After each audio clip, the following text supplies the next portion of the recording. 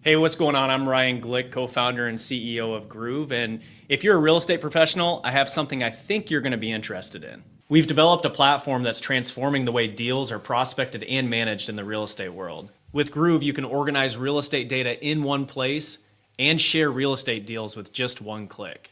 Join other real estate pros and reclaim up to 90% of your time. Head over to letsgroove.com/signup and start your free trial today.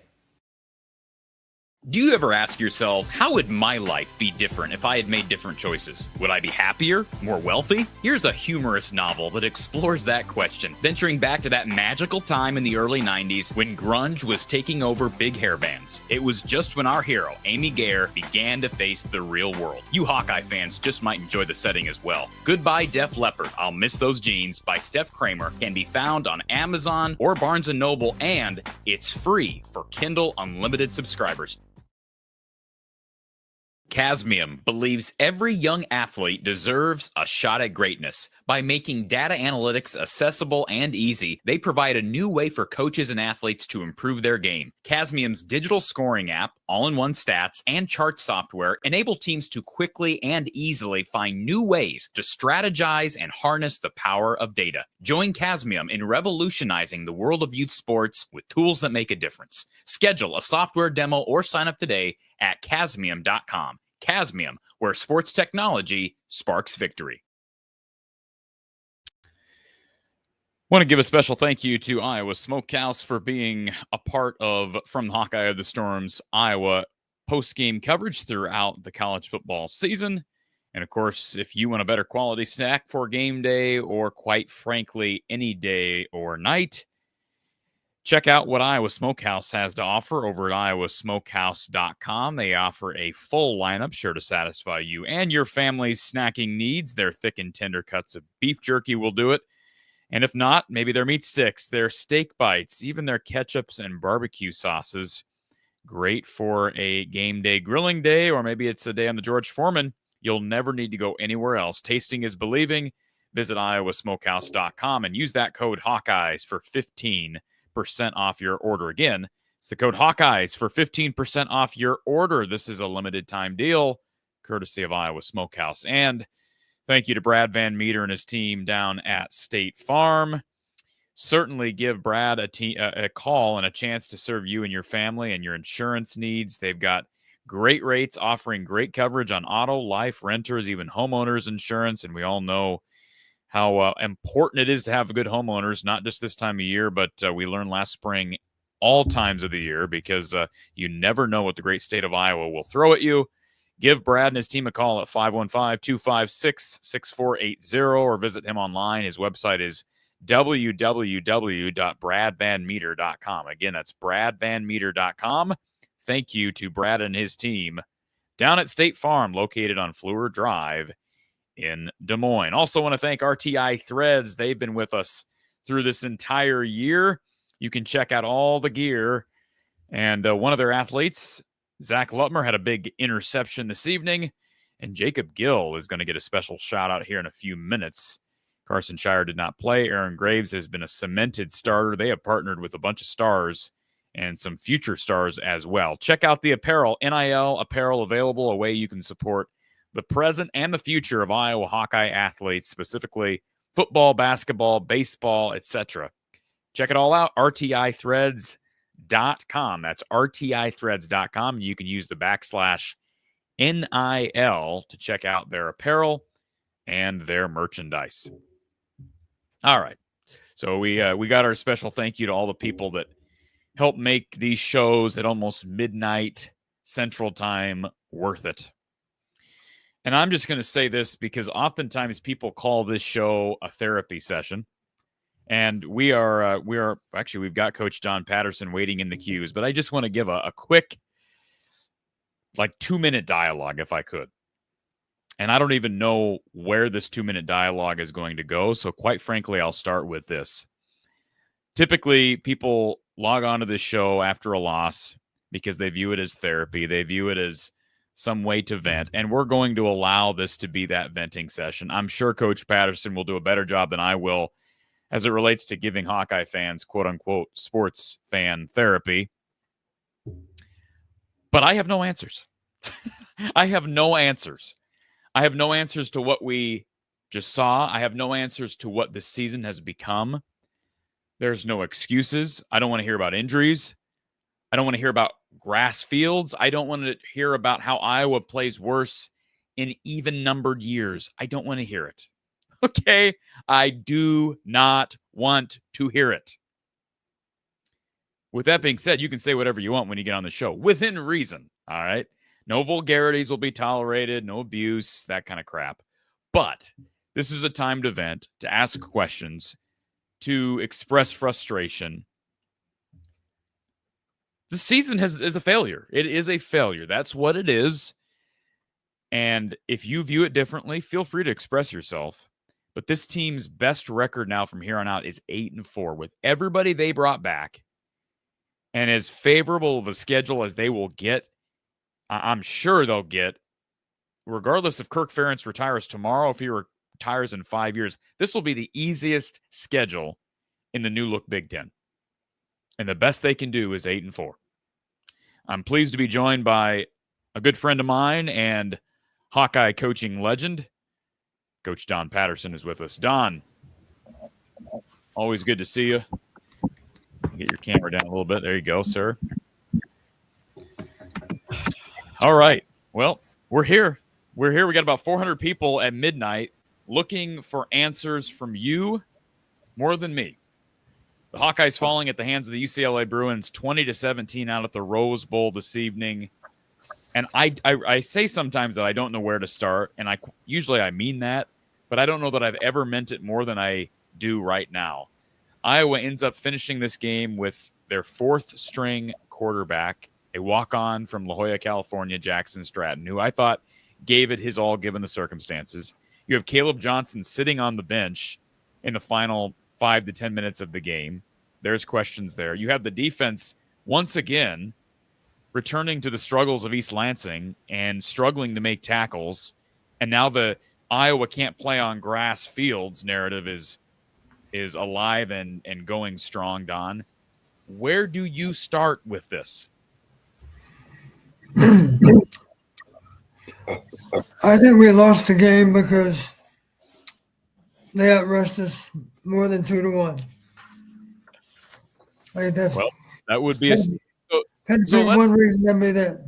Okay, so let's start there. Let's start there. UCLA outrushed Iowa 2-1. Explain to the fans out there how a Phil Parker defense, which, by the way, although the defense has taken a step back, I talked about this in my preview show, the run defense has still been the strength of the unit. How does this rush defense give up this kind of night on the ground to the worst rush offense in the conference? A rush offense that wasn't even averaging 75 yards a game on the ground this season. How does that happen? Yeah, T.J. Harden ran for 125 tonight. I believe they said in the 3 previous games he'd run for a total of 75. I don't even know. Maybe the other back had more yardage. I don't know. He didn't have a lot of yards either, of course, the other back, whatever his name was. It was, I think they ran for more than we expected. That's true. But the other side of the coin, we finished with a grand total of 80 yards. So, but when you're going in, Corey, that on paper, their rush defense was good, and they proved that they were. We struggle with number 93 is a good example. That guy's 6'3", 325, but he might be more than that, but he's still got light feet. He still can play. He's pretty mobile, not to mention big and strong. So they won the line of scrimmage. Their D-line beat our O-line by more than a little bit, I'd say. And the other side of the ball, you got to give them credit for winning that matchup too. I think both their lines beat our offensive and defensive lines. One thing I couldn't help but notice, they were picking up a lot of yardage. We weren't as disciplined as normal. By that I mean a lot of balls started off between the tackles. I'm talking about their run plays, but their backs were nifty enough, and maybe they went into the game. Maybe it's even a called play, but what I would refer to as bounce yardage. You know, the ball started inside, things are kind of jammed up, but the running back quickly outflanked our edge rusher on the front. Excuse me. And we were slow to make tackles in the open field. We missed more than a few tackles.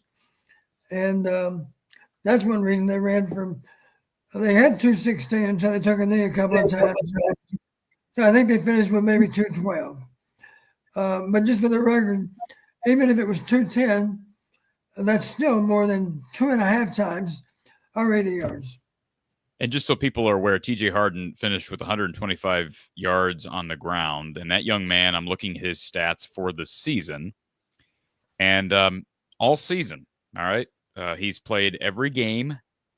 His best performance on the ground was 50, excuse me, let me make sure I get this right. 53 yards in a blowout loss to Oregon earlier this season. He does do a nice job through the air. He gets involved in the passing game. Maybe not quite as much the way he did the damage tonight, 16 yards through the air receiving.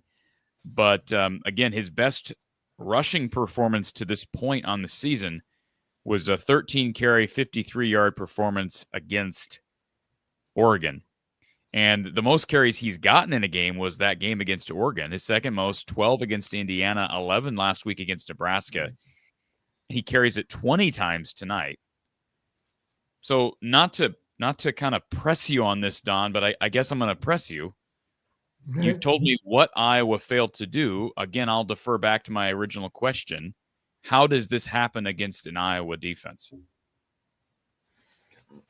Well, I think we missed Higgins a little bit. But having said that, I made a comment. I wrote it down. Harold's playing okay. He was not a bad replacement. He made plays. It wasn't like he stood out. They were giving up yards, though, before Higgins left. True. That's all true. I think it related more to our front four than it did our linebackers. But, you know, we had missed tackles elsewhere, but I bet you won't see very many tackles by those 4 down linemen.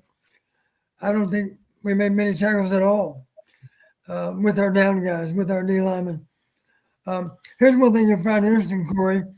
One of the things I always do this time of year, they lost 4 games, of course, in conference before tonight, and they're still at 4 losses. I went back and looked at those 4 teams that beat them, and I simply checked to see which parameters did all 4 of those teams have in their favor. Which ones did they win? Because logically, if those 4 teams all won the same parameter, that's a pretty good idea that we should have a chance to win that same parameter too. Here's the depressing part. Those 5 parameters, first downs, that would have to go, I'm pretty sure, to UCLA. I don't know what the numbers are. I don't have the final stats, but hard for me to imagine. I have the final stats, 23-12, Don, first downs. What was the number? 23-12. Wow. I didn't realize it'd be that one-sided. So that's one that we fell on. How about red zone appearances? I'm pretty sure they made it into the red zone more than we did. Thankfully, of course, we were lucky enough to prevent them from scoring at least once down there. Great play. Who was the one that made the play? They stripped the ball. That stripped the ball. That would have been, I got it written down here. I know Harrell was the one that recovered it. I believe that was Kyler Fisher. You're right. It was Kyler. Really a nice play on his part because he knew we got to get the ball out because they're going to be on the 1 yard line otherwise. And he did. And thankfully, Harrell, was it Harrell that fell on it? Yes. Yeah. Okay. Anyway, first downs, we didn't win that. Red zone appearances, we didn't win that. Third quarter scoring, we didn't win that either because I believe maybe we were both shut out in the third quarter. I think we were. It was 17-10 at the half, wasn't it? Yes, 17-10 at the half. Yep. Yeah. Critical down success, we got spiked in that, I'm sure. Which is amazing because that was a stat Iowa should the number. First of all, turnovers is a number that Iowa had no business losing that in that category today, and some of that blame goes to Brendan Sullivan, but it's not just Brendan. Turnovers are a team stat to some extent, right? And yeah, well, let's face it, Brendan was under fire a lot of the time with pass rush. Not to make excuses because the first pass was a bad decision. It was just a bad decision. I give credit to the UCLA defender for stripping him on a nice run by Brendan where he's trying to protect the ball and he still gets stripped. Right. So I don't know if could you just give the credit to the UCLA defender for making that play, or do you talk to Brendan about, okay, we've got to figure out a better method of protecting the ball because you're not protecting it correctly? Well, one thing I always told the quarterbacks, you've heard me talk about it, first and second down, protect yourself. I don't know what the down was, but regardless of that, one of the guidelines I always gave them, do not get stood up when you run the football, because when you get stood up, there's time to get the ball out. So pads down. I'm not impressed with the fact that I don't want to see a quarterback leap and try to jump over a guy. That's how a ball comes out a lot of the time too. But in that case, of course, he got stood up and there was some time available to get the ball out. And the guy, to his credit, he did it shortly before Sully was down. Nice play on their part. Mistake on Sully's part. Get your pads down. Be sure you don't get stood up because you're not as big and strong as our running backs. They have more practice in protecting the ball than you do. That's not your game. Get your pads down, get what you can. If it's a critical down, of course, you are a runner at that point. I don't want you to slide unless you know you have the first down. And on early downs, as we said, for sure, protect yourself on early downs. Get on the ground before you take a hit. Let's run through a brief kind of recap here. I'll kind of run through some significant notes from start to finish. Of course, first quarter went great, right? 10-0 lead. Zach Lutmer gets an early interception following an offensive pass interference called on UCLA. Real good pressure on the count of Ethan Herkett. Great Iowa field position after the interception. You have a defensive holding call on UCLA. It would have been 3rd and 15, real costly penalty. And you're like, wow, this game's going to script right now. UCLA is committing penalties. Iowa's capitalizing on turnovers. Then you go 32 yards on a very simple pass behind the line of scrimmage to what was on a bubble. Yep.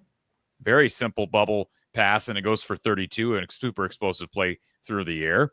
Then what happens? Ethan Garber's another interception, this time at the 3-yard line. So Iowa bends. The defense steps up. You get pressure with Nick Jackson on the quarterback, get a quarterback hit, picked by Quinn Schulte, and Iowa gets the ball back at the 20. Then you go play action, beautiful pass play down the field.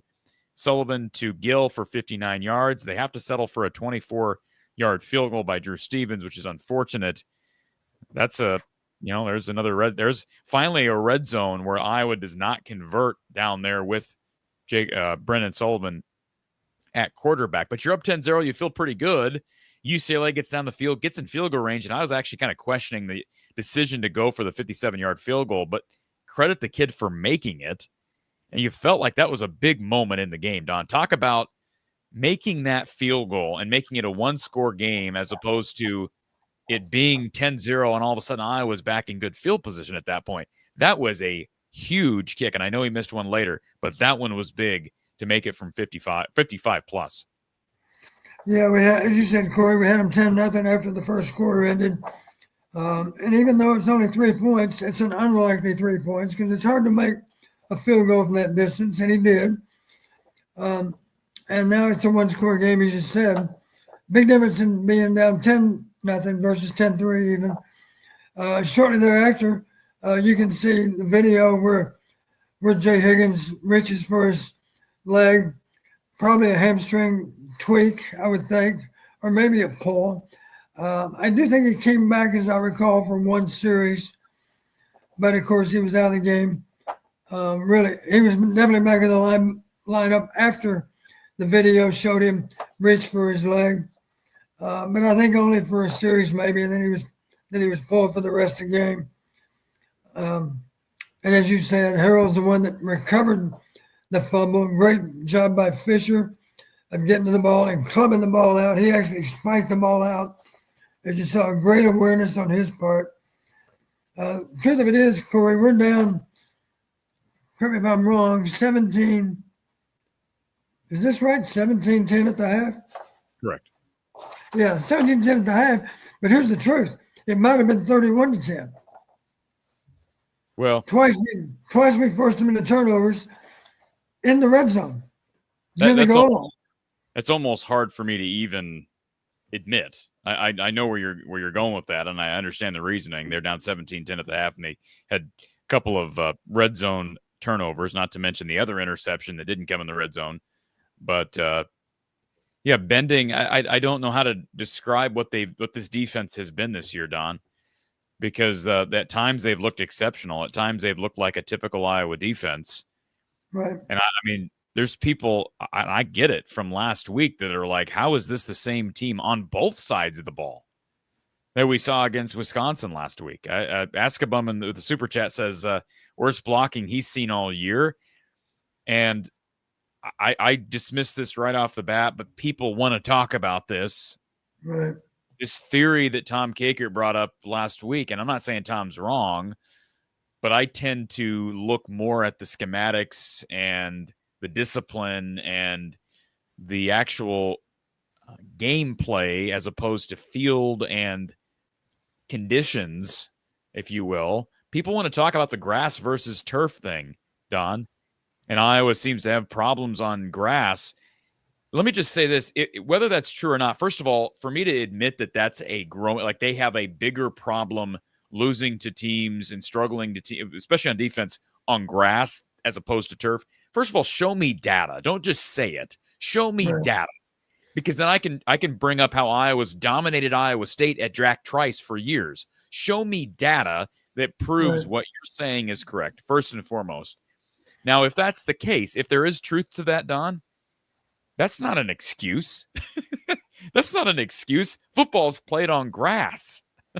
Football's played on grass. Now, you may play on artificial turf a lot, but football is traditionally played on grass. That just means you're not a very good football team, right? Well, to be honest with you, Corey, you saw the game just like I did. I remember one play in the game, the entire game, where a player clearly lost his footing, I think because it was grass. That player incidentally played for UCLA, not for us. I don't know if you remember the play, but there was a guy that he was running to his left and he tried to change directions, and he lost his footing. He definitely slipped. I think because it was a grass field. So maybe I'm explain to the fans out there, Don, that look at this and say, how did this look so similar to Michigan State? Both games played on the road on grass against teams that showed. I mean, UCLA was. I talked about this in my preview. They looked good. They on film and on paper they were good through the air. They were horrendous on the ground. This is a team that couldn't do anything on the ground, and they go for not only a season high, they may have doubled up their previous season high. So explain to fans how Iowa's defense can have performances like they have at home against the likes of Washington and Wisconsin, and then play teams like Michigan State and UCLA and look like they're on skates. if it's not a field and turf issue, Don? Well, as I mentioned, it seemed to me a lot of the running plays that started off between the tackles, there wasn't a lot of daylight, and their backs were quick enough to actually bounce the play outside. I don't think it was a design call. I think it was simply a back deciding, there's really nowhere to run. I think I would take my chances on the edge. And the problem we ran into, the guy in our front that was responsible for contain, you know what I mean when I say contain, supposed to keep your outside arm free and be sure that you turn the play back inside. That guy got outflanked any number of times. Sometimes it was an outside backer. Sometimes it was an edge rusher. But in both cases, they simply didn't play disciplined football. And it wasn't a special scheme to get the ball wide. It started inside. There wasn't really any good daylight. The back improvised and made yardage up the alley. Okay, so kind of ran through some of those early game notes. We talked about we haven't talked about Sullivan's first interception, Don, ends up with a UCLA touchdown, and that is where things really seem to get a little out of hand. 57-yard field goal gets you back in the game technically, but it didn't feel like UCLA had momentum after that field goal. But then Brennan Sullivan throws a really bad pass where it looks like was it the safety that picked it off? It looks like he just missed him, just didn't see the safety streaking the opposite direction of the Iowa receiver. Yeah. Here's one thing Coach Fry used to remind us of sometimes. Do not allow your quarterbacks to throw late over the middle. Yeah. That was really a throw that was late over the middle. It's just hard. It's so easy for a defender to undercut that route. The ball's far enough down the field.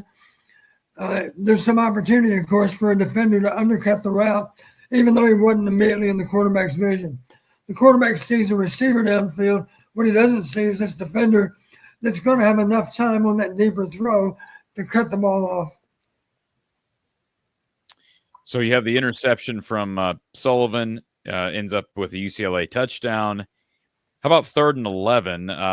I thought this was a tremendous throw from Brennan Sullivan. He takes a big hit on 3rd and 11, but gets it to Dayton Howard. That was an impressive throw. That's what you want out of an Iowa quarterback in that moment. You're right. It was a nice route also. That was what we call a comeback. He pushed probably to maybe 14 yards, put on his brakes, and then came back toward the boundary. Ideal throw, under pressure. Sully got let up after the ball was released. Barely got it out, but he did. Threw it with accuracy. Great route, great catch, great throw. An ideal play. How do you convert on 3rd and 11? By executing with both the receiver and the quarterback. The protection barely held up, but at least we had time to get the ball out. And unfortunately, on the following play, it's Brennan Sullivan stripped on a quarterback run. He's got the ball covered with both arms. The defender is clearly trying to yank at the ball, and he does so successfully. And second turnover, and the avalanche continues. Zach Lutmer on the following drive is called for a defensive hold on 3rd and 7. Very critical penalty. Puts UCLA in field goal range and gives them a first down. But then UCLA with another turnover. The fumble you mentioned, Don, at the goal line. Kyler Fisher forces it. Jaden Harrell recovers it. Iowa can't take advantage. They punt. Deep UCLA touchdown pass after another big 3rd down conversion. And then on the last play of the second quarter, Hawkeyes are down 17-10. I saw some people sounding off about this one, Don.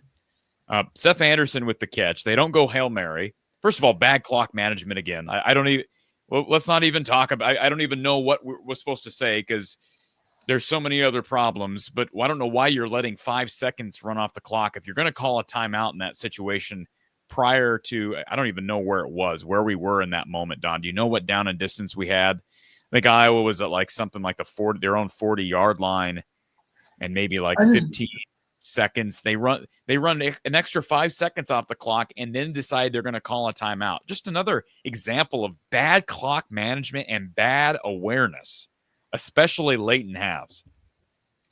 Yeah, I just made the comment on that last possession. Garbage yards, I called them, made by us as the half ends. UCLA up 17-10. At halftime, we had 34 rush yards. That's after we got some garbage yards. You remember Caleb had a couple of carries. They probably were at least 10 yards or more on each of them. But of course, UCLA is deployed to defend anything going deep.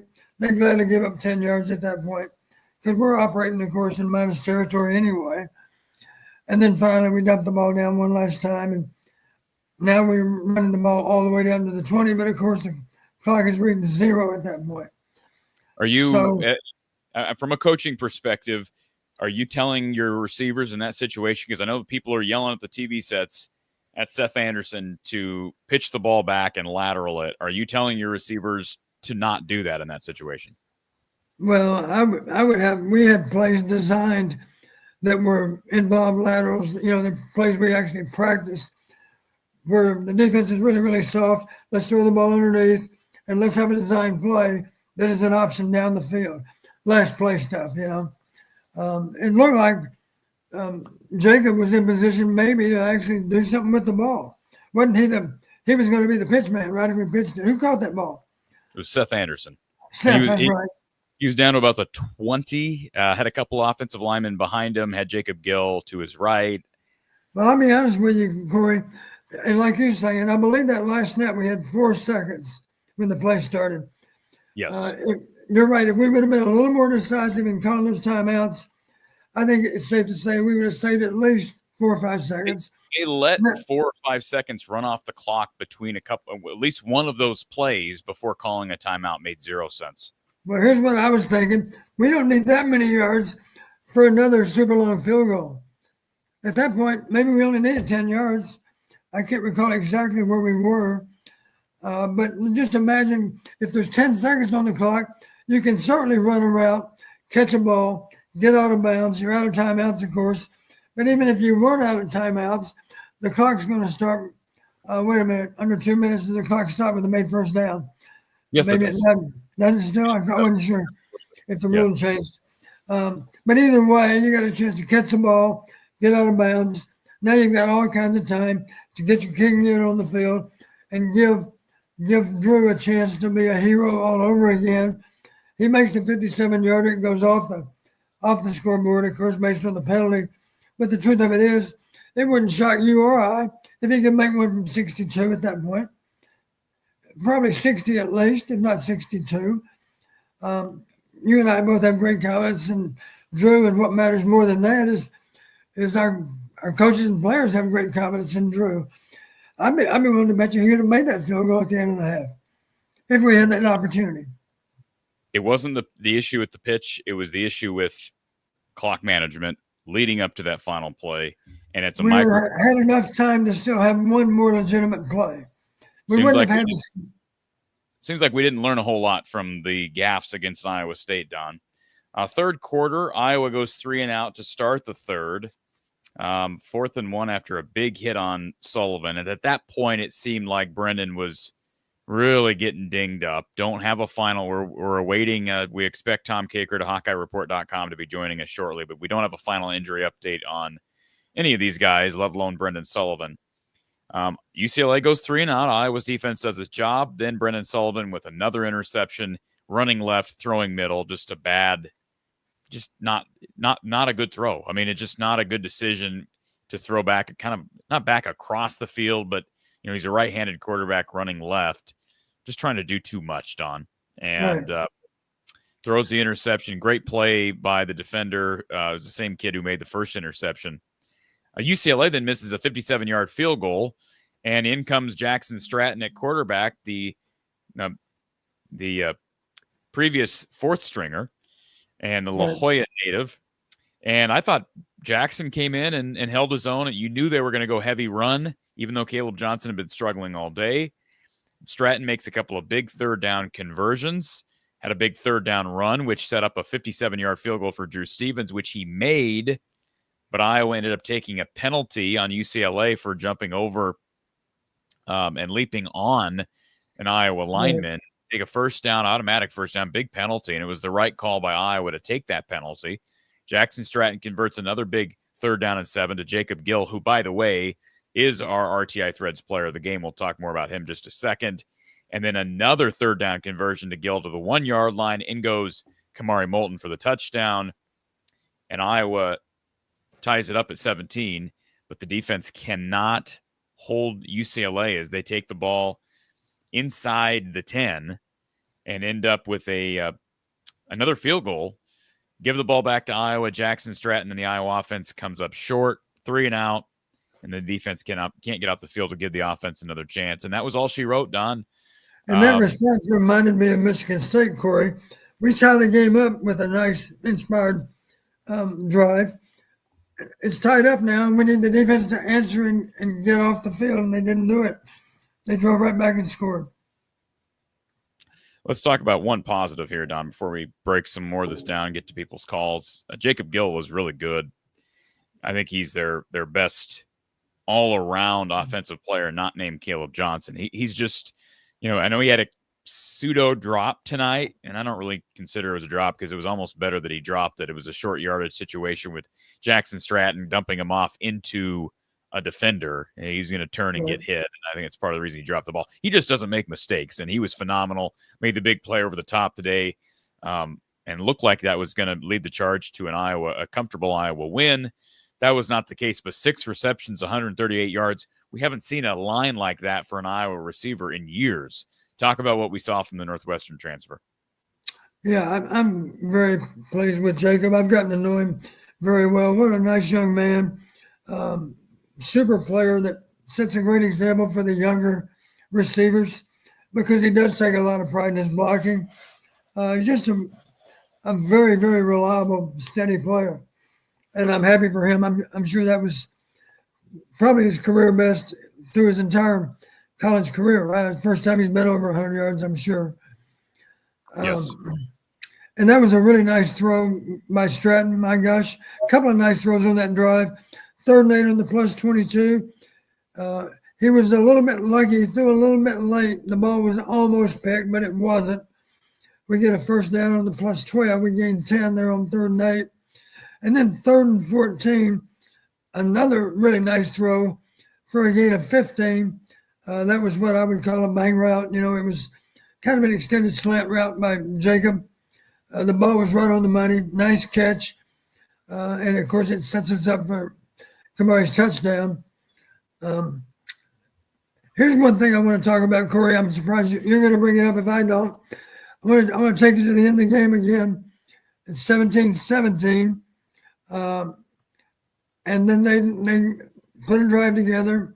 We defend the goal line at least, but it's a chip shot field goal. Now it's a 3-point game in their favor.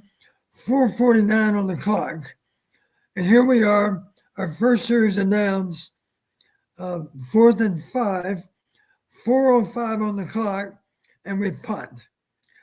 I would not have punted, and I'll explain why. I know what some people will say in defending the other option of punting. They'll say, well, we're going to get the ball back anyway.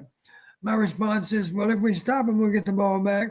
And even if we do that, we're going to get it back with very little time left. And, I don't know, maybe 80 or 90 yards to go. So my point is it's not easy to cover 50 yards of real estate when you're fighting the clock. If you approach that 4:05 moment as our last opportunity, just go into it with the mindset, we got 4 downs. We better be prepared to use all 4 of them. And let's not worry about whether or not we can somehow end up with another possession, because even if we do get it back, which we didn't, even if we do, of course, we're going to be really up against it in terms of a lot of field to cover and not much time. The only pushback I'd have for you, Don, and I'm not saying you're wrong, you know a lot better than I would, they only needed a field goal. So I can understand why if you get a good punt out of Reese Dakin in that situation and can get a 3 and out, you have a chance of maybe getting that ball back in field goal range right off the bat. Well, explain to me how you can get it in field goal range. 4th and 5, what's the yard line? We were out on maybe the minus 40. I don't think we were any further. That was a poor punt by Dakin. They ended up with decent field position after the punt. They started on the minus 41. I do have that down. I don't know where we were when we decided to punt. I'm guessing we were on the minus 30 maybe. That would be a 29-yard punt. Does that sound about right? Yeah, Iowa was on the minus 29, and it was a 30-yard punt by Restake, and then it bounced backwards. But that's, here's something for the freshmen. And sometimes the ball bounces the wrong way, but for a punter, that's going to be looked at under a fine comb, very minute or specific microscope, very clear microscope. They have been plagued a couple of times, one against Iowa State, now tonight, by bad punts at bad times. In general, Reese Dakin has been phenomenal as a freshman, but they've had a couple of punts at some bad times. And one of those against Iowa State, let's remember, was preceded by a stupid, deliberate delay of game penalty by Iowa that hurt them with yardage anyways. Now, that didn't happen tonight, but bad timing on the bad punt. Corey, here's my argument against punting the ball away. We had not done a good job of stopping their offense all night anyway. True. No, I get it. What would make you think they weren't going to run well, even on that last possession? And let's not forget, they were good on critical down long yardage anyway. Sure enough, they convert on 3rd and 9. 3rd and 8. For the record, I'm not telling you you're wrong. I think a lot of fans, including myself, Don, when I'm watching this game, I'm looking at this, and just it was almost like I didn't even think twice about it, because you know what Kirk's going to do in that situation, especially with a 4th-string quarterback only down 3. I think fans have kind of grown accustomed. You are because you are a coach, but for fans that maybe aren't independent coaches and thinkers from a coaching perspective, they just defer back to what they know Kirk to do over the last 24, 25 years. And in that situation, we know he's punting. So I didn't think twice about it. And, you just hope. Here's another reason I think we should have gone for it on 4th and 5. We're playing with a 5th-string quarterback. You're going to tell me he's going to be able to engineer a game-winning drive with a lot of field to cover and not much time? No, that's not going to happen. And Kirk would say, we don't want to roll the dice on 4th and 5 with a 5th-string quarterback's arm. That's what he's going to tell you. That's the lesser of two evils. That's all I'm saying. He may not agree with that, but I'm not saying you're wrong. Certainly he doesn't agree with it. But right. I'm just telling you that's really the only difference of opinion that I would have based on a lot of those decisions that played out tonight. Adam Lamparello, appreciate the super chat. Says Ferentz is an honorable man, a great coach. His time has passed. Iowa, particularly the offense, will not improve with him. Well, actually, you're wrong on that. It has improved this year, but we can continue. He must go, and Iowa should hire Jimmy Rogers from South Dakota State. Appreciate the super chat, Adam. You're wrong about the offense because it's improved this year. Actually, check your numbers, check your stats. You can argue the defense is taking a big step back, but the comments sort of not real precise, not real accurate. Cody, thank you for the super chat as well. What year will be Kirk's last year? Those are questions and answers that maybe we'll have down the line, but probably not the night to address those. I do appreciate the super chat, and also want to thank Chase for the Venmo donation. When's the last time an Iowa quarterback threw 160 yards with 9 attempts, 6 complete? And that's an interesting stat. He threw a horrible pick. I put little blame on Sully. If we had Cade as QB, there would have been record-breaking sacks. Well, again, we don't know that. Do appreciate the comment from Chase. But, I got to be kind of cautious with, if they had done this or done this, because we don't know. Obviously, you'd prefer to have Cade as your backup, Don, tonight. Given what happened to Sullivan, you would have loved to have had Cade available, but that did not happen. Springtime 0502, he says won't be able to join tonight. Only thing I have to say is season's a failure. Sullivan is still the quarterback going forward. Gill pass and the Howard first down passes Cade can't make. Appreciate that, Alex. Appreciate you being here. Again, our RTI Threads player of the game is Jacob Gill. 6 receptions, $138 through the air. And also, let's see here. We've got Tom Caker to HawkeyeReport.com joining us. Tom, welcome. Hi, guys. Don, this is past your bedtime. You're right about that. It's past yours as well, Tom. It is. I'm old. All right. So a couple things. Let's do some housekeeping stuff Sure. right off the bat, Tom. It seemed like a few weeks ago, and I know you and I talked about this, but Kirk even mentioned it during a press conference. Iowa was doing pretty good in the injury column. They are not doing very well now as it relates to injuries. So let's start at quarterback. What can you Yep. tell us fresh off the Kirk Ferentz press conference about Brendan Sullivan and Cade McNamara? Sully has got an ankle issue, is what they said. He passed all the concussion protocol things, so was not concussed. It was an ankle issue that did him in for the rest of the game. Don't know how severe it is. We won't probably know, and they don't have to play next week, so it's not a rush to get him out there. But I don't think it's going to be a long-term thing. Cade got back to practice a little bit, just doing some things, not like practice, but just getting out there late in the week. So I don't think there's any movement to go back to him, but I think it would be nice to have the depth behind Brendan Sullivan. So yeah, I think that's where they sit. But Kirk didn't say anything about what the depth chart would look like. We didn't ask because I don't know. There's no urgency at this point. That's as disappointed as I've seen Kirk Ferentz after a game, because he basically said every phase was a big stinker. Said they weren't good in any phase, and he's right. They, a team that was rushing for 73 yards a game ran like they were, Rockney's Irish, kind of right through Iowa, and Iowa couldn't get a ground game going at all in this game. So it was just kind of is what it is. Higgins has got a soft tissue hamstring issue. Don't know how serious it's going to be, but he was limping around, and there was just no way he could go out there and cover people in space. So he had to come out, and don't know how long he's going to be out. They're hoping Maryland he'll be back.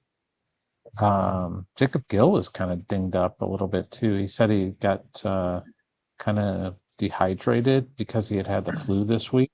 So hopefully he gets some fluids pumped in him, because he was kind of cramping up a little bit. And Reese Vanderzee was out of his walking boot. Think they'll have him back from Maryland. Same for Addison Ostringa. Seems like they'll have him back as well. They're hopeful that they'll have him back. He's out of his, he's been wearing a sling for probably 5 weeks. So he's no sling anymore. So hoping they can get both those guys back. What's the latest on Luke Lachey? He was out there, limited, but he was out there. He was playing tonight? Yeah, he played a little bit. Yeah. Wow. He was out there. Wow. I didn't even notice him on the field. I mean, yeah, maybe that's on limited. me. It was pretty limited, but he was out there a little bit.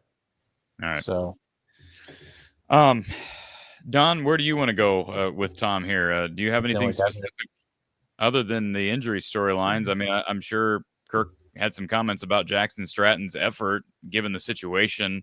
You wish it would have did differently. Quite a touchdown drive to get them back even. But Don, anything specific about the Kirk presser that I'm not? It is like it was a short presser. It was about 5 minutes, and it was basically he said they were bad in every phase, and I said, or I asked him if there was one phase that was worse than the other, and he goes, basically no, they're all bad, So, well, Tom, I bring up the grass thing. I brought it up too. I know you did. And I'm not saying you're wrong. And I'm not willing to go back and do it. So maybe that's on me. I want stats to show that before I hop on that gravy train, because it's an intriguing theory, but I just want the data. And we talked about this last week. Recently, the examples this season, Michigan State, UCLA, and have there been any other games on grass? No. No, Nope. Those are the 2 games on They grass. They play good at Iowa State, and that's on grass. And they play well at Iowa State basically every year. They've dominated that series in Jack Trice of late. So yeah, I don't think Iowa State's beat them over there since 2011. So yeah, So Tom, let me ask you a bigger overarching Sure. question, because we know Kirk's not going to say this, and I don't think any of us expect him to say this. But at what point do you, as an objective sports writer, at what point can you at least look at this situation right now? This team now with 4 losses, 3 games to go, sitting at 5-4 in the season. Can you say with a straight face that this season, regardless of the last, well, now 2 games, excuse me, that this season is a major disappointment? Is it fair to label it that at this point? I don't know if I'd call it a major disappointment, but I would call it a disappointment given what they probably had available to them. They just haven't. They have not played well on the road. That's pretty evident. I mean, 3 of their games lost are on the road, and 2 of them, I don't think they were going to beat Ohio State, but they certainly should have been more competitive against Michigan State, and they should have played better in this game. So I think this team has a road problem, and I think that's where it lies, is that they just have not come to play on the road this year for whatever reason. And the Iowa State loss, I thought it was kind of fluky. I think probably 7 out of 10 times Iowa closes that one out. That's just my opinion. Because they've normally closed those type of games out, especially at home. But these road games have just been bad. They've just not functioned well in all 3 of the road games.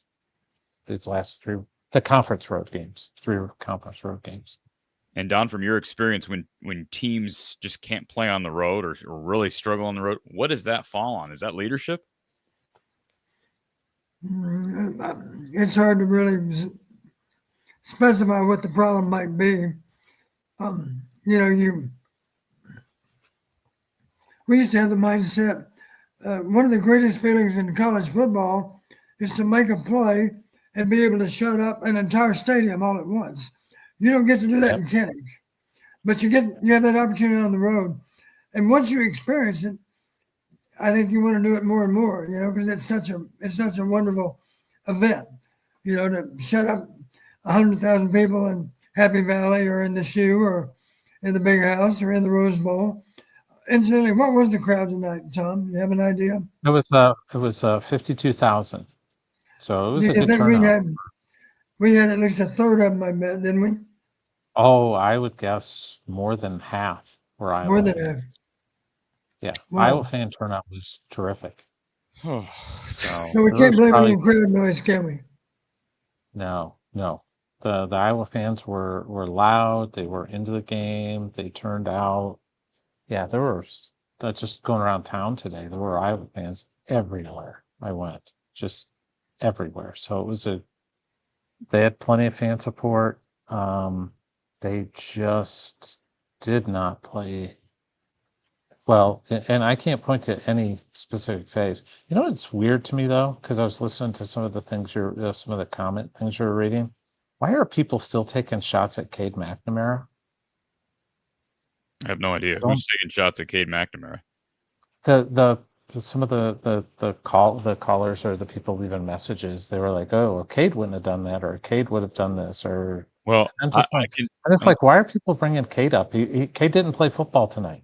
Yeah, and let me come to Cade's defense for a second, because I think it would have been a luxury to have Cade McNamara here in the fourth quarter, or even on that one final drive, have him available in that situation, with all due respect to Jackson Stratton. Yeah. I don't know. It's just weird. I heard it from when I was in the queue. I heard it from some different people that were just kind of digging at him, and I've gotten responses on social media about it. They're like, "Well, and I'm just like, the kid got a concussion.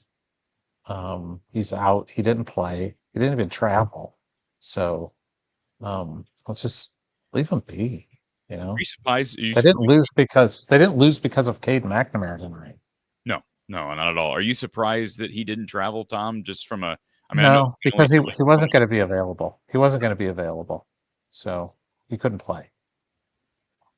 And he would have been, so he's not been cleared for full contact. Is that? He's still in the process of all the protocols that they have to do. He's out there kind of taking that next step. He hasn't put on a helmet and shoulder pads and all those things, but he's out moving around throwing a football. Okay. So it's a process. Don, anything else for Tom before we let him go back to his lonely Pasadena hotel? I'm curious if anybody asked Kirk with regard to the last possession that we had, 4th and 5, 4:04 remaining. Did you even I thought about consider that one. going for it on 4th and 5? Yeah, I thought about that. I thought about asking him about that, and I didn't, because I kind of knew the answer. He was going to say, "Well, we were hoping we were going to get us 3 and out." That's something that they didn't do all night, is get a 3 and out. I don't know what's been more troubling on the road this year. Has it been the Iowa offense or the Iowa defense? I think you might say the Iowa defense. On the road, you'd have to say the defense. Yeah. Because let's face it, we got back in the game at Michigan State and they answered every time. And then tonight, when we tied it up, they answered then too. They just have not tackled well on the road. This hasn't happened. Well, guys are just open too. I mean, there's just guys open all over the field. I mean, it seemed like every passing play there was somebody open. I mean, there were a couple of drops for UCLA receivers. Not to mention, did Kirk address? I mean, I know he's never going to speak down on an opponent, especially after a loss. But how do you give up as many rushing yards as an Iowa defense to a UCLA run game that has done nothing all year? 73 yards per game, and they had 100, and they had double that at halftime. How does that happen? Did Kirk? Is there any explanation there? He didn't have any explanation for it. No explanation.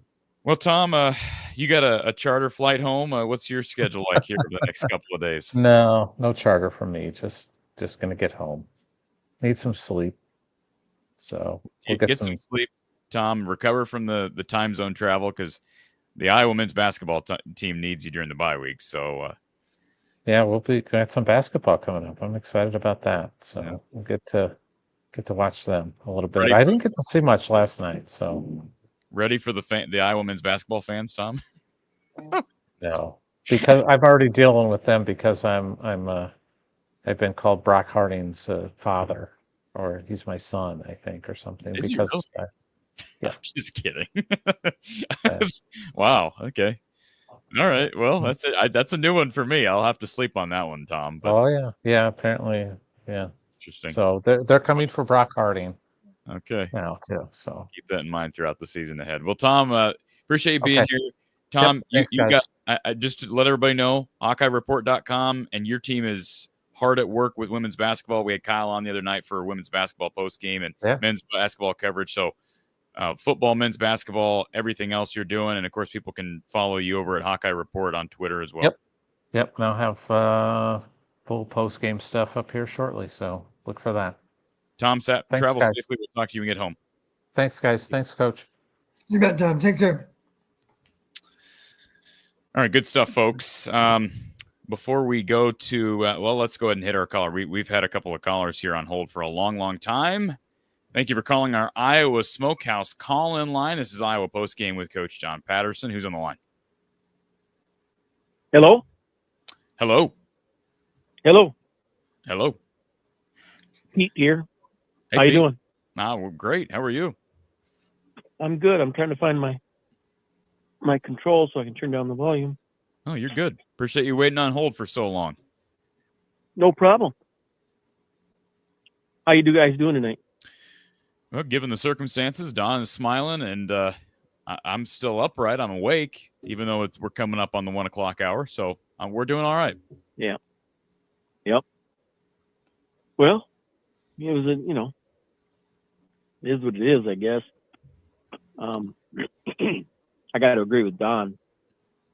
Line of scrimmage. Line of scrimmage. And yep, that's how UCLA won. Anna, the Fox crew tonight made the comment that UCLA dominated the line of scrimmage. That's something I don't think any of No. us would have expected going into the game, but I think that's a fair estimate on both sides, right? For the most part, Yeah, Iowa we couldn't stop can't the run. They argue couldn't run the ball themselves, and I think we may have seen more negative runs for Caleb Johnson tonight than we've seen all season. Yep, can't argue it. They ran well, made plays on third down. They very much did, and I had those stats in front of me. Football 101. Yep. See, critical downs for the game. Let's see here. Third down conversions. UCLA was 9 of 14 on third down tonight compared to 4 of 10 for Iowa. That'll get it done. You know, and the average yardage on those third downs, Corey, I believe, was about 8 yards. Average was about 3rd and 8. Converting more than 50% on 3rd and 8, that's good. If you're playing offense, it's good. UCLA was getting out quick. He's a good quarterback. Ethan Garbers is a good quarterback. I think he's well, I mean, if you look at their season as a whole, they have not won a lot of games, but hey, over the last couple of games, I know he had a couple of interceptions here tonight, but boy, he finished strong, Don. And he was, I believe, 6 touchdowns, no interceptions over the last 2 wins, and they were both road games. He's playing well. He's throwing for 60% plus on the season, and that's a run game that until tonight hadn't gotten it going. If they can keep that run game churning, the run defense is obviously in a pretty good place. I'm considering even if they don't make a bowl game in year 1 under Deshaun Foster, I think you got to be pretty happy with what he's done there. Yeah. Something to build on, that's for sure. The future didn't look so good for this season back in late September, but they've done a good job of improving. Who am I talking to? Who are you? Who are you talking to?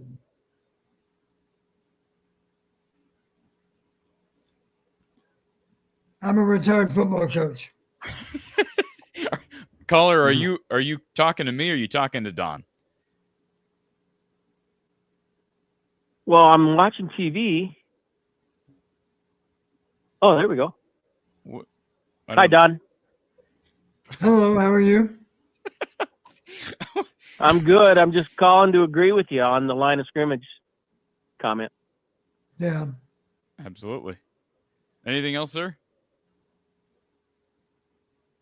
I wanted to bring up the field goal, the 57-yard field goals. Okay. What about them? The kid from Iowa kicks it. It would have been good from 70. And you must be related to Corey. He got it over. Yep. This was down Corey's lane. He loves field goal kicking. He is. I tweeted out after that kick, even though the game wasn't looking so hot. I tweeted out after that kick down. I said Drew Stevens is going to be an NFL starter someday. That's my bold take. I think he is going to be an NFL starter someday. And I want to be his agent. I agree. 10%. Absolutely. Yeah. Yeah. That was a beautiful kick. Well, sir, appreciate you calling in and for waiting on hold so long. Oh, this is Corey. You're Corey? I think that's me. You don't sound the same. You don't sound the same on the phone. Oh, okay. Well, I'm sorry. But the whole time I was talking to Corey. The whole time. There must be a big delay. Be a big delay on this. Well, I'm a first-time caller. I watch all the time. Okay. Well, big Hawkeye fan. We appreciate you calling in nonetheless, regardless of who you thought you were talking to. I thought I was just talking to the guy at the beginning that sets it all up or something. Yeah, that's me. So, well, appreciate you being here, sir. Well, have a great morning. You're doing a great job. Well, you're doing a great job. We appreciate that. I appreciate that. So, we'll hopefully talk on better terms next time. Yeah, we'll get them next time. All right, sir. Have a great night. UCLA played good. Don't take nothing from them there. No, they played well. Absolutely. Have a great night, sir. Appreciate you calling. Yep. We'll see you around.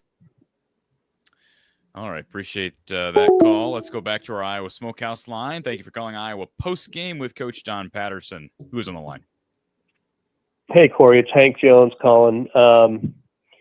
Couple observations. One, I hate to go way back in the archives because it's not even Iowa related, but I go back to something Newt Rockney said at one point to a player. Somebody should have told our guys, bring your press clippings. I'm not sure UCLA knows who you're playing. We just seem to just get beat, and our guys seemed, I don't want to say overconfident, but they didn't seem to think intensity wise that they were playing a team that could stick with them. And the other thing related to that, it's the second time we've come off a big home win. First Washington, and then going to Michigan State, and then Wisconsin, and going to UCLA. You know, do we lose intensity somewhere? I'm just not sure. I'm totally puzzled. But the other thing, everybody's been saying Cade left Michigan for a reason.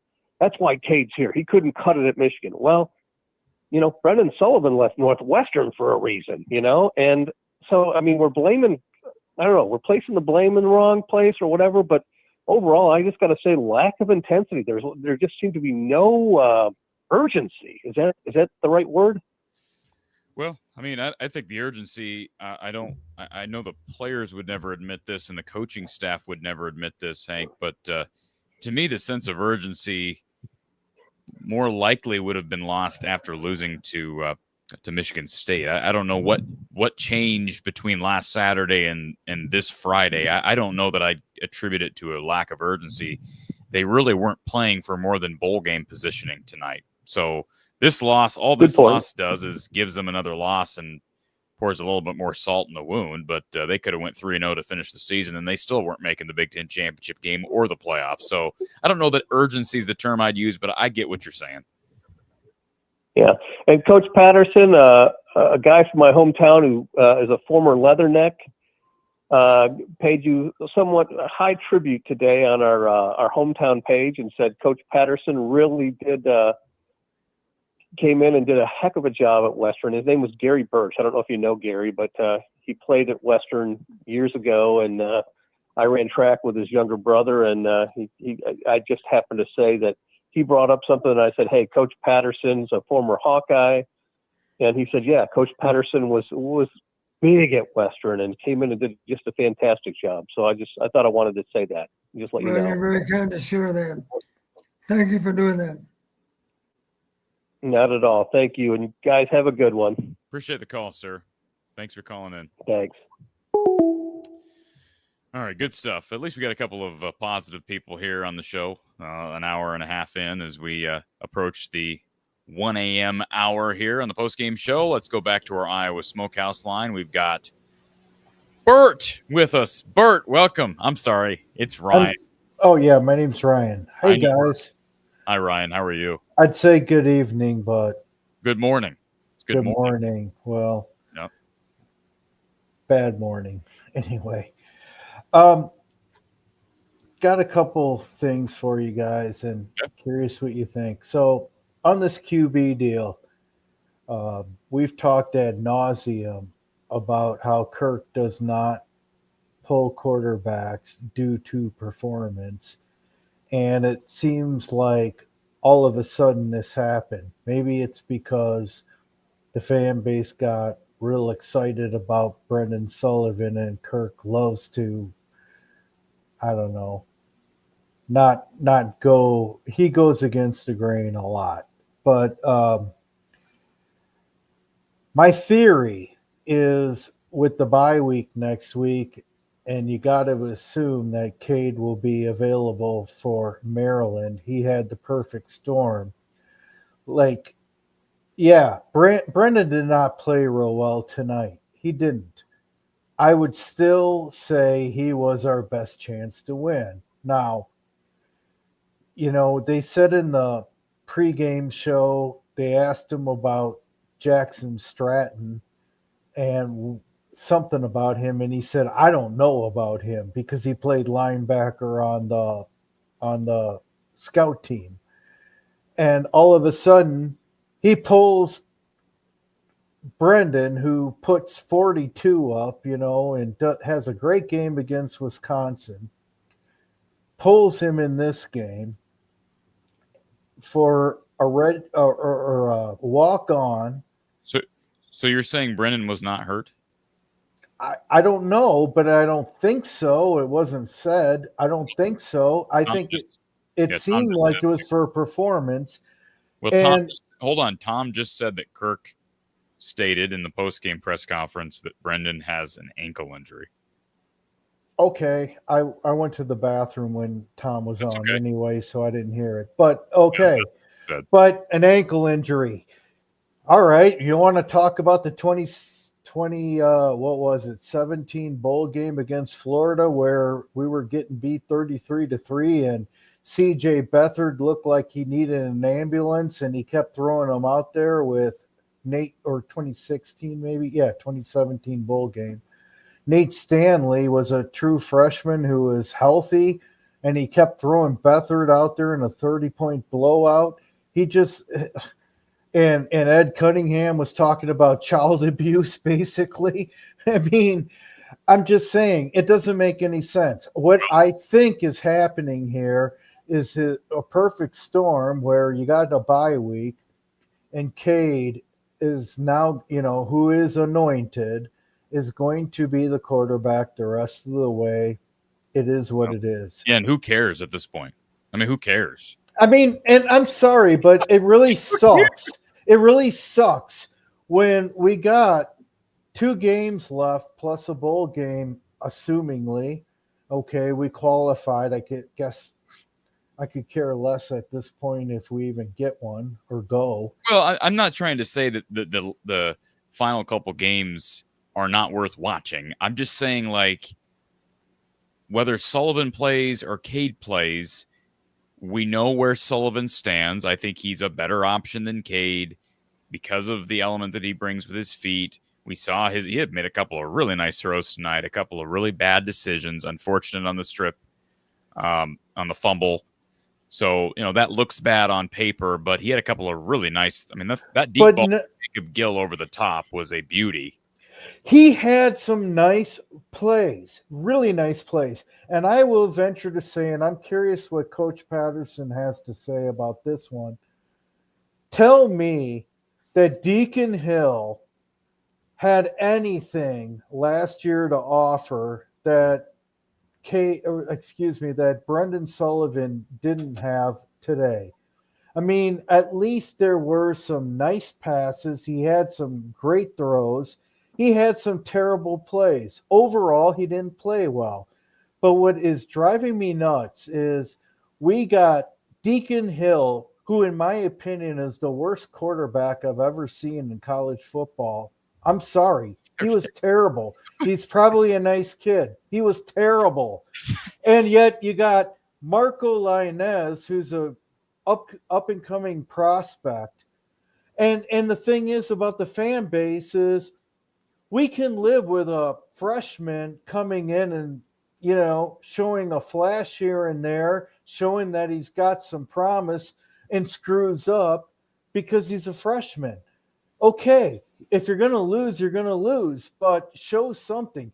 But we had Deacon Hill averaging 3 to 4 turnovers a game, and he was anointed when Cade went down. And that is just unacceptable. What do you think, Coach? Well, I agree. Take you back to the bowl game. You remember early in the game, we were down the goal line and they could throw a pick. And if he was starting the game for us, I guarantee Coach Fry would have given me 3 words of advice. Get him out. That's what he would have said. That's assuming he was even starting the game as it was. The truth is he wouldn't have played for Coach Fry because he simply didn't bring enough to the table. He was not mobile. He was a target on pass rush. He didn't throw with great accuracy, didn't make great decisions, didn't protect the ball. Those are things you have to do. Exactly. And that's, it's just,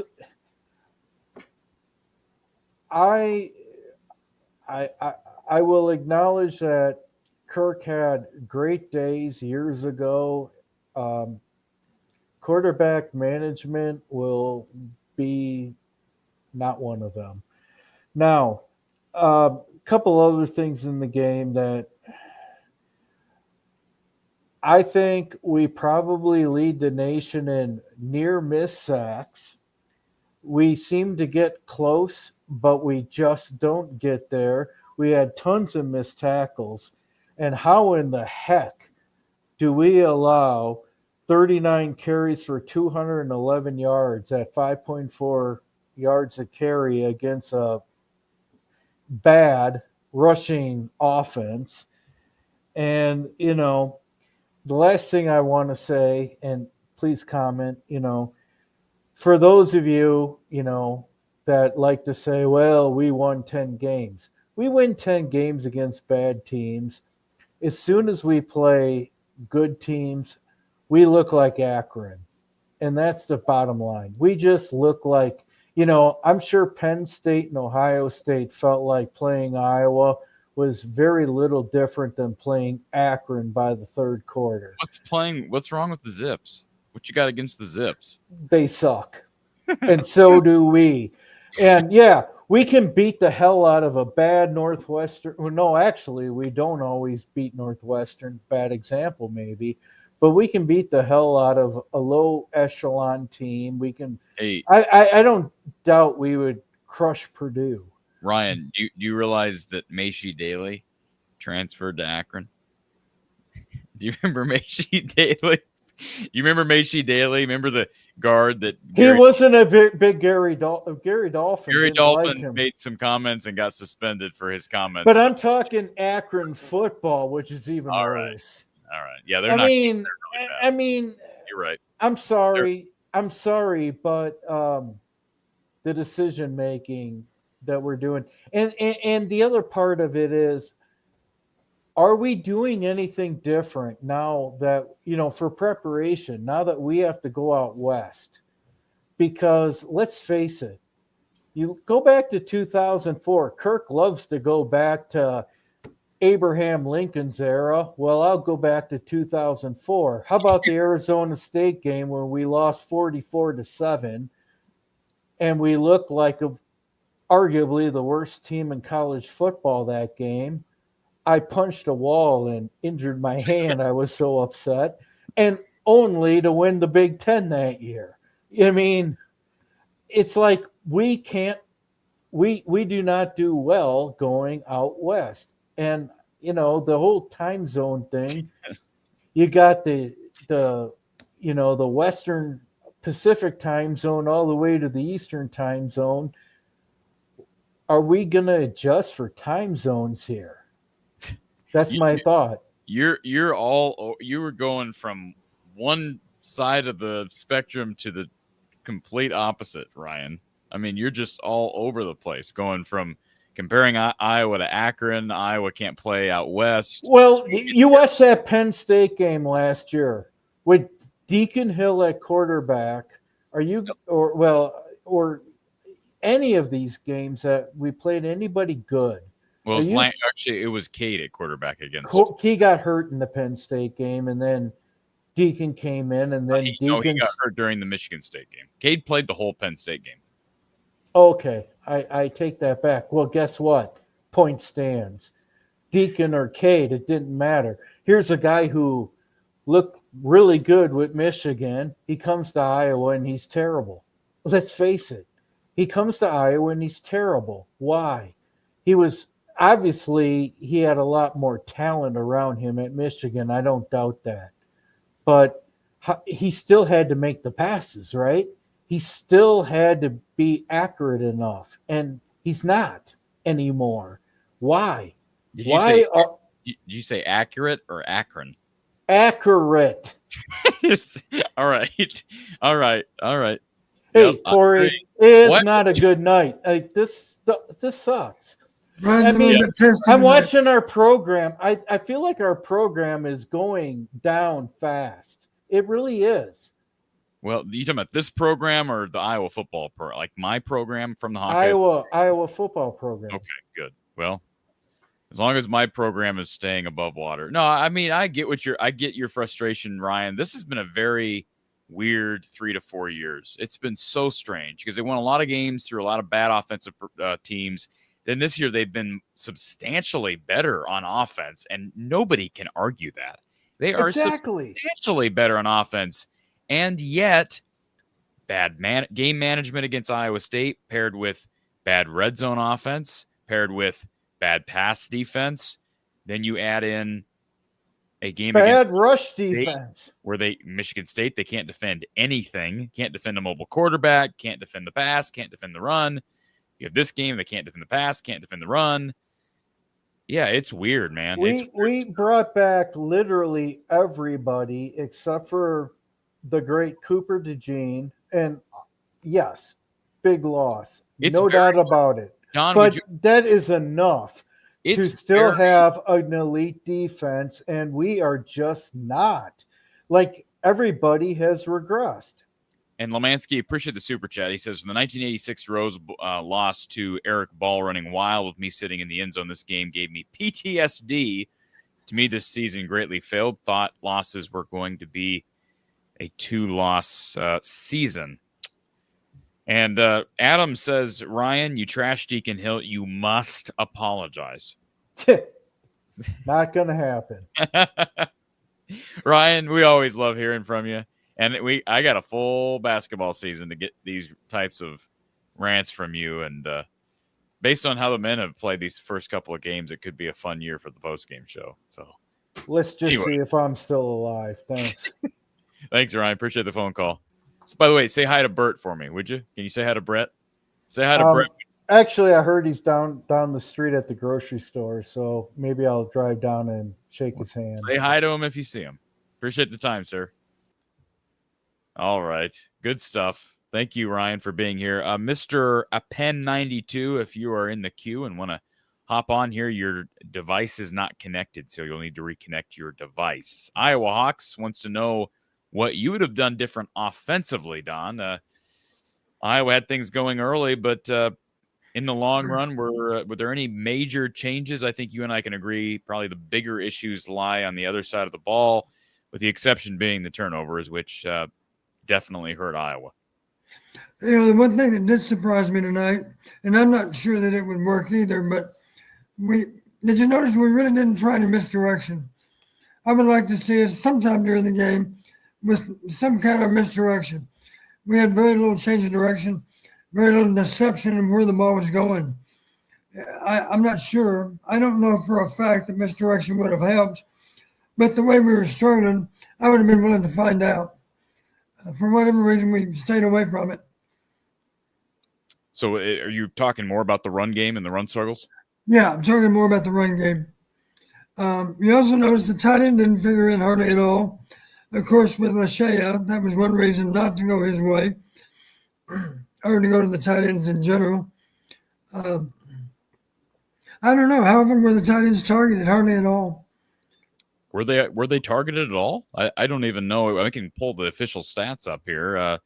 For the game, let's see, receptions. Looks like Zach Ortworth got a target, and Pascuzzi did have the one target as well. But that's it. No catches. That was a drop. At least I ruled it as a drop. Pascuzzi's. Yes. Yeah. Yeah, that's not I don't logged know, here. so I was looking for more misdirection. And maybe it seemed like we didn't have a lot of wriggles. Just thinking back 1 week, it seemed like we had more wriggles last week than we did this week. Maybe that's not the case. Part of our problem, of course, we simply didn't possess the ball. What were our final numbers on plays? We got severely outnumbered. I know that. Well, I can give you final numbers on plays here. Let's see here. That's the half. I know what it was. It was 22 plays versus 43. For the game, let's see here. 46 to 73. Yeah. Wow. And that must mean, what, 38 minutes to 22, maybe, something like that?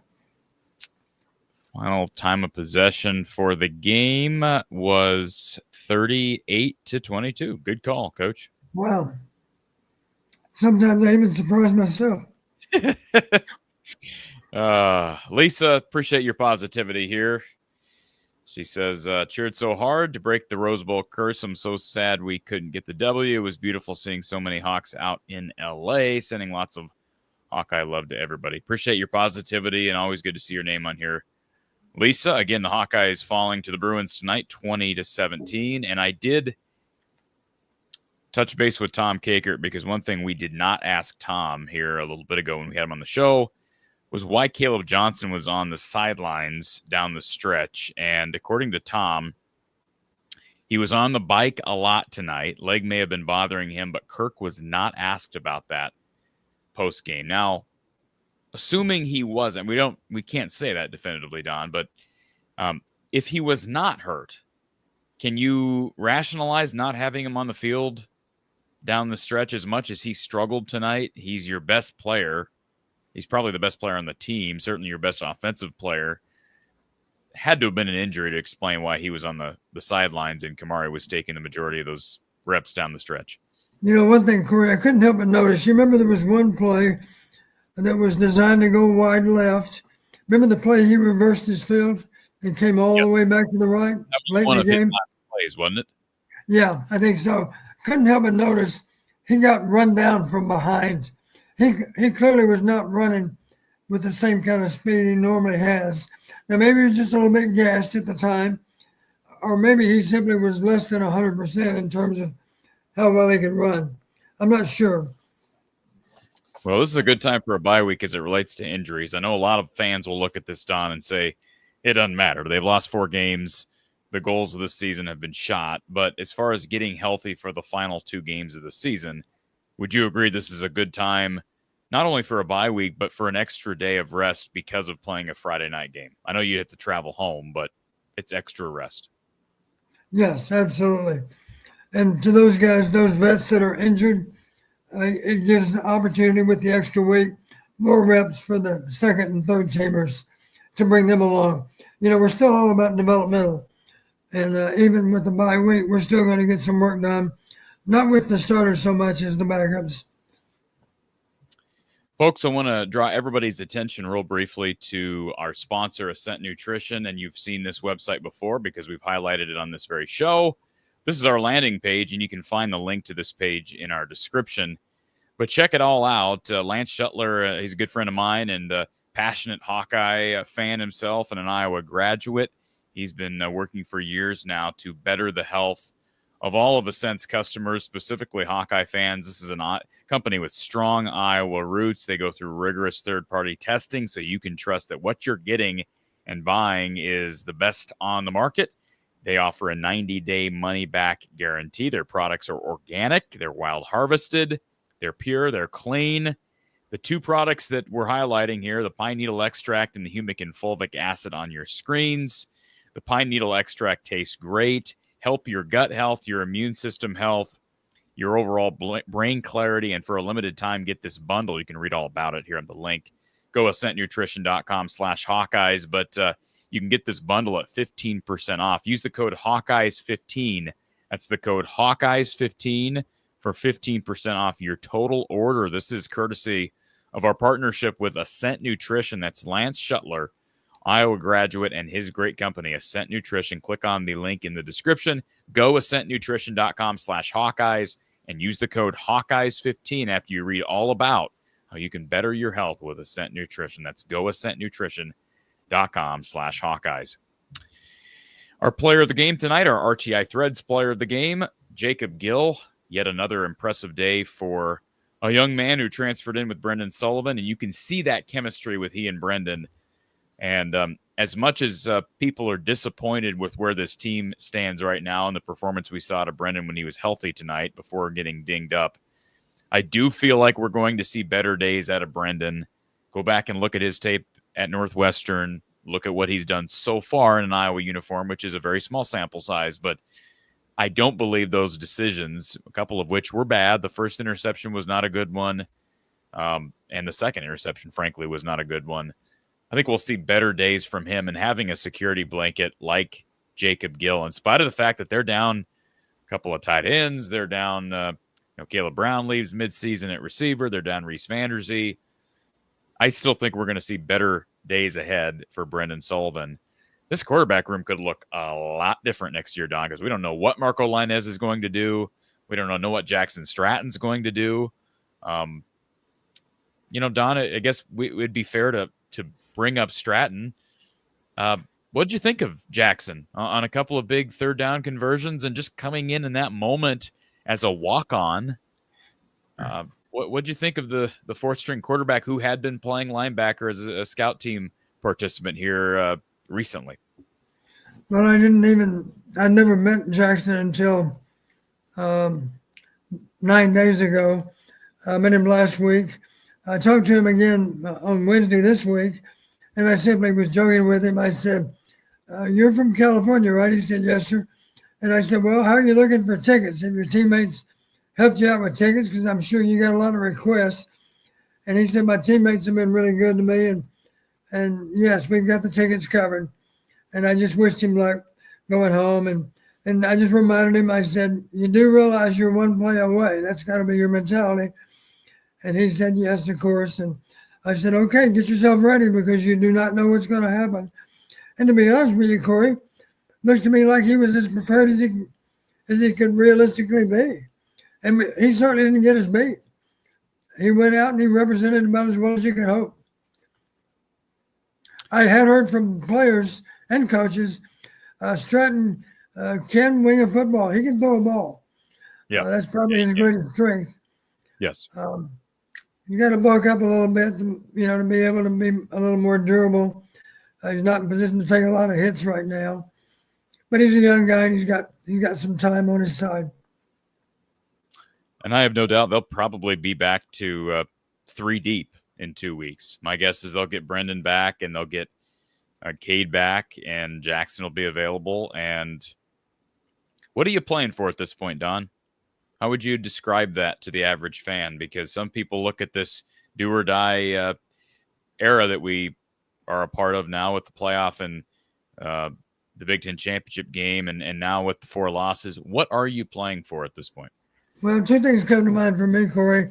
One thing I would always mention, I would just ask all the underclassmen, the guys that are coming back, I said, I want you to look around this meeting room at all these seniors that only have two games guaranteed left to play. Of course, there'll be a bowl game somewhere, I do believe.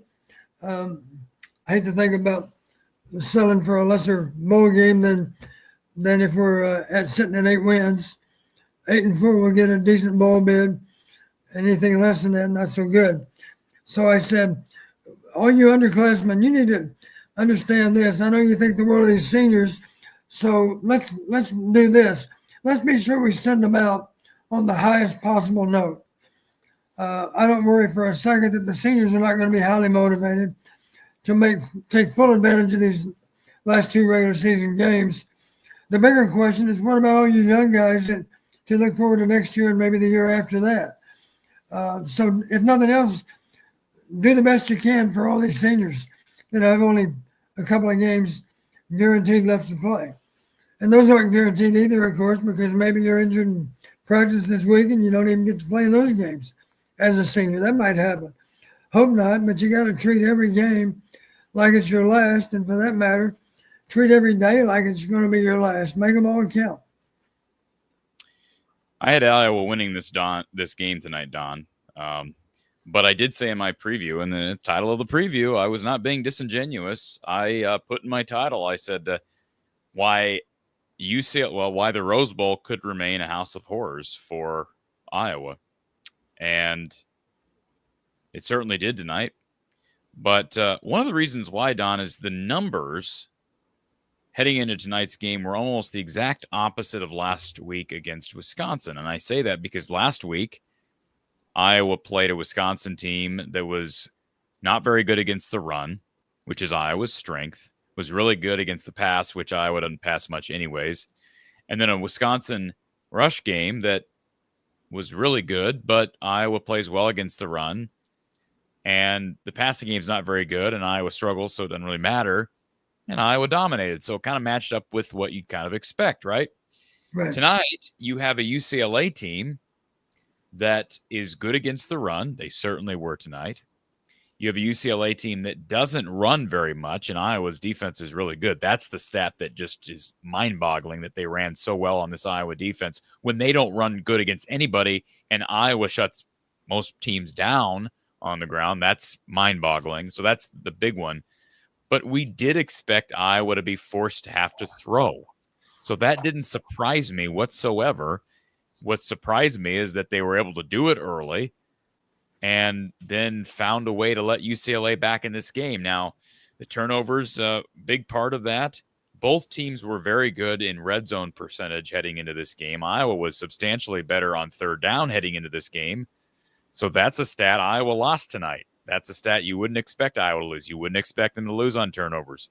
Iowa was better at protecting the football heading into this game, and they were better at forcing takeaways heading into this game. How about this, Don? Ethan Garber's, his last 2 games, 6 touchdowns, 0 interceptions, but the 2 games prior to Rutgers and Nebraska, 1 touchdown, 5 interceptions. So he can be a bit up and down, but we saw the arm talent. He makes a couple of mistakes early, but I would say he redeemed himself. And I didn't expect Iowa to lose. I did not expect them to lose, but you're going on a short prep week to the West Coast. And again, UCLA did present something against Iowa's strength, which is the run game. And they just weren't able to overcome that. And I would say UCLA's run game was more impressive than Iowa's passing game. So the 2 weaknesses, the weaknesses for both these teams on offense, UCLA found a way to better that tonight more than you would expect. So I guess that's the best way I can explain it. It's also like a 1:15 in the morning. So maybe I'm not making any sense, Don, but am I making some sense as it relates to how the stats looked heading into this game from your perspective? Yeah, one of the things that we were good at, but I guess I'm not sure about UCLA over the season. I'm talking about long yardage conversions. We were doing a really good job of getting off the field on 3rd and long. Tonight it didn't happen. But that's not entirely surprising because, as you know, Corey, if they had a strength on offense based on previous games, it would be their pass offense. Yes. And against us, they converted well, even if it was 3rd and long. It's not just that their pass offense was a better unit. They didn't have a run game. The numbers said they did not possess a run game before tonight. That's what's so mind-boggling about this. You're right. It seemed like against some teams, they really didn't make much of an effort to run. They weren't determined to run. But tonight, I was going back. I don't have it in front of me, but it seemed to me, even from the start, they were running the ball pretty effectively against us. Kind of reminded you a little bit of Michigan State again. It looked odd that they were able to do that because it wasn't supposed to happen. It was mentioned during the broadcast tonight on Fox that early on, there was a little dump-off pass to one of the UCLA tailbacks. I'm guessing that was TJ Harden. And one of the commentators made the point of saying, that's UCLA's best run game right there. Kind of using the pass game to just get him out in space. And, that kind of had been the story heading into this game.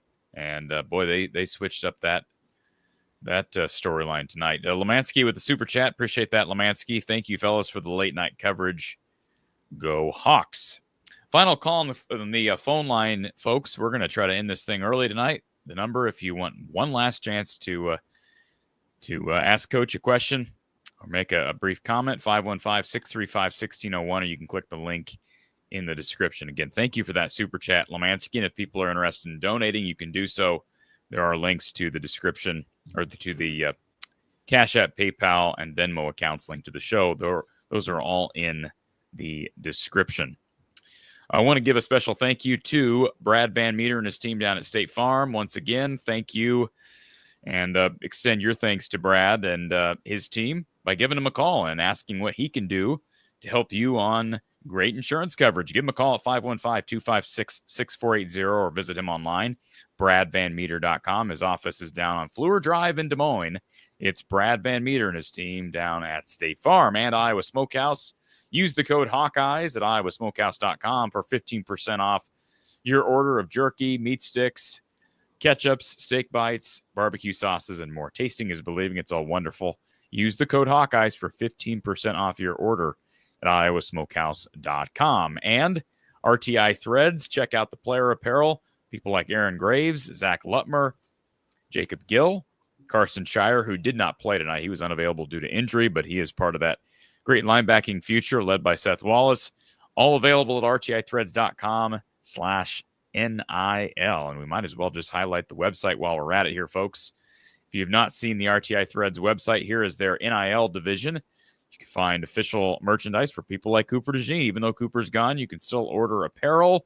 Aaron Graves here, Owen Freeman, Zach Lutmer, Peyton Sandfort, Carson Shire. They all have very unique logos. You can browse all the merchandise and customize gifts for your family and friends.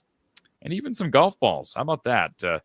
Special stuff here over at rtithreads.com. Use the /NIL or just click on the NIL tab here at the top of your screen and browse the selection. All right, Don, I don't see anything else. Destiny Pirate bringing up, hey, we're getting close to 10,000, and we're getting a little momentum now that we have women's basketball back and men's basketball back, and even though football's kind of taking a weird turn, I think people are excited for the start of hoops, Don. I know you're excited for the start of hoops, specifically the women. I think you've become probably a slightly bigger women's basketball fan than you are a men's basketball fan. I don't want to speak for you on that, but Don, what did I miss tonight? I mean, I went through basically all my notes. You and I are both very tired. Well, since you're talking women's basketball, we were at the Northern Illinois game, and I made this comment.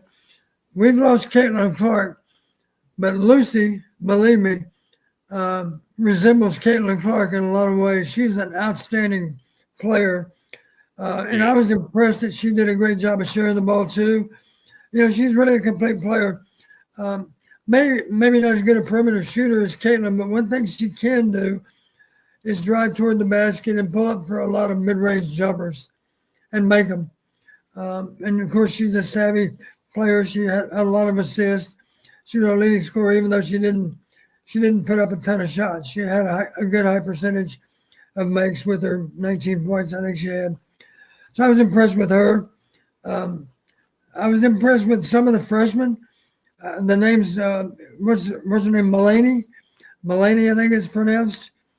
It's spelled Mulaney. Yep. Pronounced Mulaney. She's unusual because she's got good height, and yet she's a good perimeter shooter too.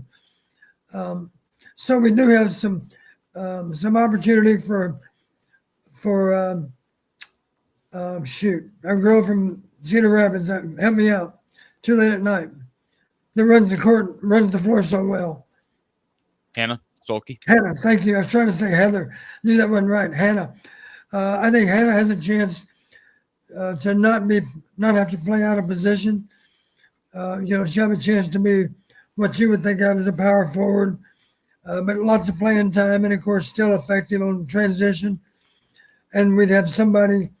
She wouldn't be forced to be overmatched against bigger, taller, stronger girls inside. She'd have some help from another taller teammate that would be able to fill that center spot.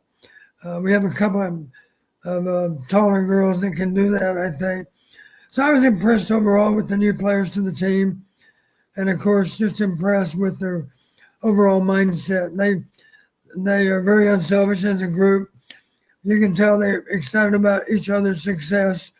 They do a good job of picking each other up and offering encouragement to each other, too. Women's basketball, the next big event on the Hawkeye calendar. Nothing really to talk about, although I know wrestling fans would be mad at me if I said that. But as far as this channel and this platform is concerned, we'll have women's basketball coverage following the Virginia Tech game, Iowa and the Hokies, Sunday at 4:30 p.m. Central Time on ESPN2. Kyle Huseman of On3 is going to be a part of our show. And if you want to sponsor coverage with Kasheen Alexander throughout the year ahead, shoot me an email, info@fromthehawkeyeofthestorm.com. It's on the bottom ticker, info@fromthehawkeyeofthestorm.com. com. Be sure to follow me on Instagram, on Facebook. Support the social media channels that help make this show possible as well. You can shop Amazon with us. Very simple to do that. And folks, please hit that like button before you log off and go to bed. Just scroll down, please.